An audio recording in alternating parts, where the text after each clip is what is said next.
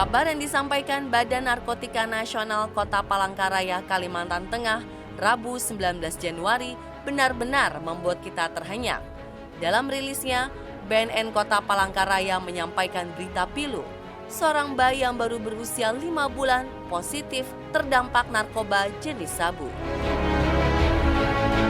Dan disinilah dimungkinkan seorang bayi dapat terpapar selain dimungkinkan dari ibunya yang juga menyusui, juga dimungkinkan dari situasi tempat penggunaan, sehingga uap atau asap yang keluar dari sabu yang ada juga bisa terpapar pada tubuh sang bayi, sehingga bayi tersebut pada saat dilaksanakan tes urin hasilnya adalah positif.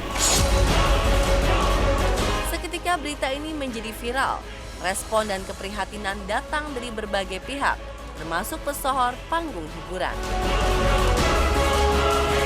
Miris lah pastinya gitu, dan buat aku pribadi ngelihatnya lebih ke seperti hancur ya, karena kan kita juga perempuan gitu, apalagi melihat seorang anak yang maksudnya lahir tanpa dosa, nggak tahu apa-apa karena perbuatan orang tuanya, dan lebih sayangnya lagi orang tuanya nggak aware untuk hal demikian gitu, bahwa mungkin mereka menggunakan narkoba harusnya tahu akan dirinya gitu, bahwa dirinya pecandu narkoba. Aktif narkoba yaitu sabu, pasti sebagai seorang ibu aku nanyanya ini apa yang ada di otaknya sih?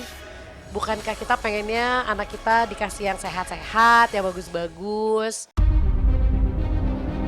Seperti keterangan BNNP Palangkaraya, terungkapnya kasus ini bermula dari penangkapan 2 pengedar narkoba di Jalan Cilik Ribut, Palangkaraya. Salah satu yang tertangkap bernama Denny. Saat penangkapan, Denny ternyata membawa serta istri dan anaknya yang baru berusia 5 bulan. Setelah dilakukan pemeriksaan dan tes urin, istri Denny berinisial RI positif narkoba. Karena anaknya masih menyusui, dokter ikut memeriksa sang bayi. Hasilnya, pada darah si anak positif terdampak narkoba.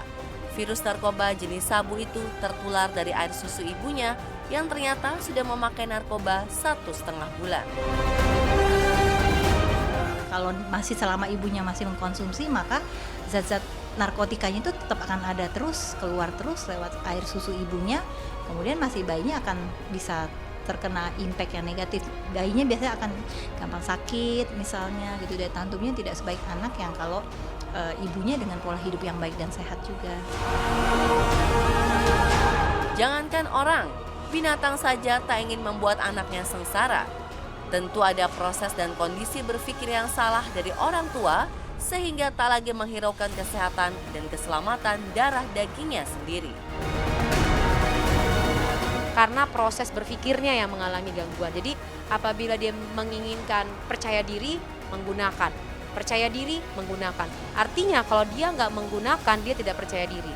Kalau orang tidak percaya diri, bagaimana dia bekerja? Tidak percaya diri, bagaimana dia berkomunikasi? Tidak percaya diri, bagaimana dia mau berbisnis, mau melakukan apapun, pasti dia karirnya nggak bagus. Karirnya nggak bagus, dia nggak bisa membiayain keluarganya. Berarti ada persoalan tersendiri dengan finansial. Maka dampaknya akhirnya dia menjadi pengedar. Meski kauistik, peristiwa ini memberi pelajaran penting bahwa edukasi tentang bahaya narkoba harus disosialisasikan ke semua lapisan. Ya itu, buat aku pribadi adalah edukasi itu paling penting buat masyarakat semuanya gitu, bahwa memberikan pengertian untuk bahaya narkoba seperti apa itu paling penting, apalagi untuk anak gitu, dan kayak calon-calon orang tua lainnya juga harus mempersiapkan diri seperti apa sih kalau seandainya pengen jadi seorang ibu atau ayah. Maksudnya harus lebih dikasih tahu bahwa nggak baiknya tuh bahwa bisa sampai merusak otak lah, dan ini dalam jangka panjang. Kan kalau selama ini kan spanduk cuman narkoba itu tidak baik, jauhilah narkoba, tapi udah cuma titik. Kasus ini semakin menegaskan bahwa narkoba benar-benar merusak dan membunuh generasi penerus. Tak salah jika perang melawan barang laknat ini menjadi prioritas utama pemerintah. Kepada siapapun, karena di dunia narkoba ini pilihannya hanya 2 ternyata. Sekarang ini, berhenti atau hina, stop narkoba.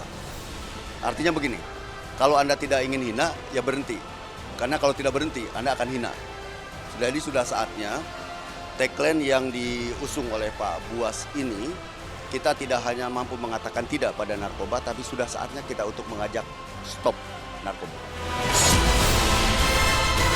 Tak ada kompromi untuk narkoba, musnahkan sekarang, atau masa depan generasi penerus bangsa yang akan musnah.